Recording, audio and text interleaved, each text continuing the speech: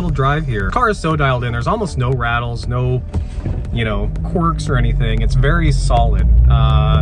So, you know, from a driving perspective, it only has 200 horsepower, and, you know, realistically, I'm used to quite a bit more. But for what it is, it's light, it's fun, it's super nimble, and I love that you can kind of throw it around in the corners and, you know, just enjoy how the car drives. The transmission's great, it's super smooth, there's no grinds.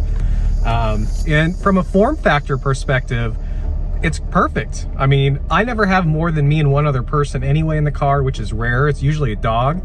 The hatch and back has tons of room for groceries. You know, I think from the downside perspective, it is 18 years old, so obviously it is getting a little long in the tooth. The MPG isn't great. It does require premium for the K20. All right, so this is the bane of a manual's existence right now, sitting in traffic, hardly moving at all. For me, doesn't bother me, but I know a lot of people, this is a pain in the butt. The RSX is super easy to drive. The clutch is really light. I have no issues with it. It's quiet. It doesn't idle hard at all. It's a very smooth car. You know, I think from a daily driver perspective, other than being low, it kind of fills all the boxes in a sense. You know, like I said, the downsides are the MPG isn't as great as I was hoping it would have been, and obviously, you know, you're supplementing that with a premium fuel as well, so there's some cost there. In Oregon, it rains a lot. Commuting in the dark is difficult because other cars do not see you at this low roof line.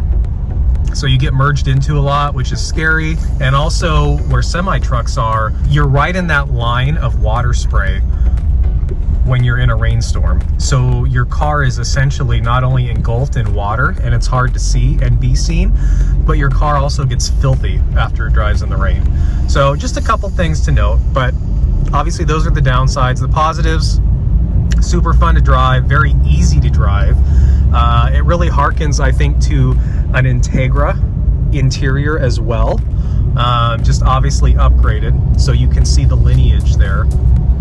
And yeah, I mean, if you can find a clean one, which is almost impossible these days, you know, they're a great pickup for what they are. Don't get this car thinking it's going to be a rocket ship. Don't get it thinking that you're going to have all the modern amenities, because it is fairly raw. You know, there's not a lot of electronics in here, or driver aids, I guess you could say, in this thing. It's just a driver's car, and I think that's really what the appeal is, especially for millennials right now that grew up with these cars.